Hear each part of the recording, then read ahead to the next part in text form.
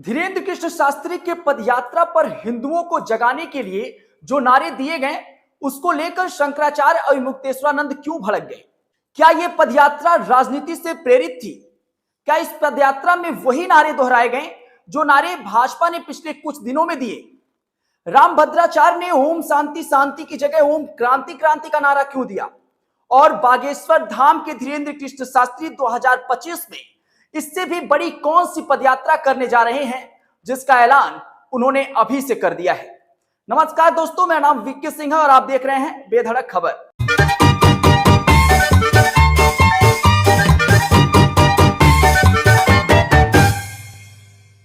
जब किसी पदयात्रा में हिंदुओं को जगाने की बात कहकर किसी पार्टी की बुराई करके किसी पार्टी को अच्छा दिखाया जाए तो सवाल तो पदयात्रा पर उठेगा ही। बाबा धीरेन्द्र कृष्ण शास्त्री ने हिंदुओं को जगाने के लिए जो यात्रा निकाली वो ओरछा धाम पर आकर खत्म हुई। आखिरी दिन धीरेन्द्र कृष्ण शास्त्री को आशीर्वाद देने के लिए रामभद्राचार्य भी पहुंचे और उन्होंने एक ऐसा नारा दे दिया जिसको लेकर अब विवाद हो रहा है।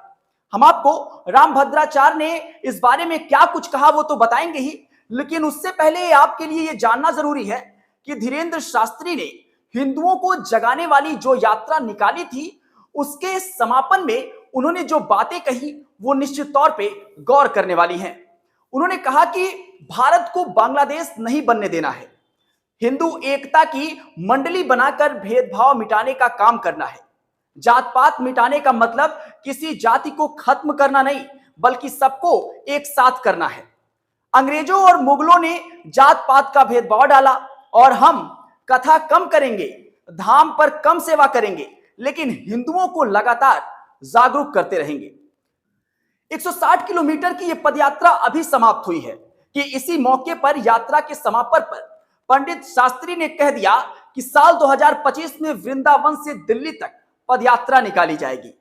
इसका मतलब साफ है कि हिंदुओं को एक करने के लिए और जगाने के लिए पंडित शास्त्री ने अब प्रण ले लिया है और आने वाले 2025 में जो यात्रा वो करने वाले हैं उसकी जानकारी देकर हिंदुओं को और उत्साहित कर दिए हैं।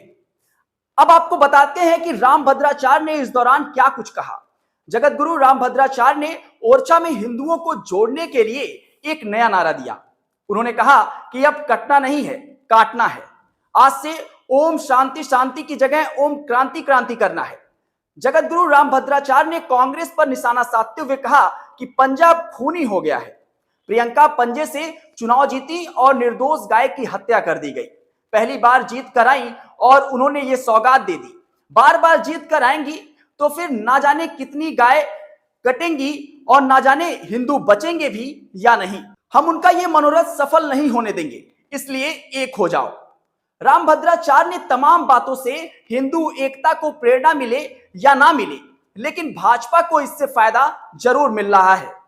कांग्रेस की बुराई करना और ओम शांति शांति की जगह ओम क्रांति क्रांति का नारा देना और इन नारों के सहारे भाजपा के लिए सियासत की एक नई बिसात बिछाना, यह तमाम चीजें जो यात्रा के दौरान की गई।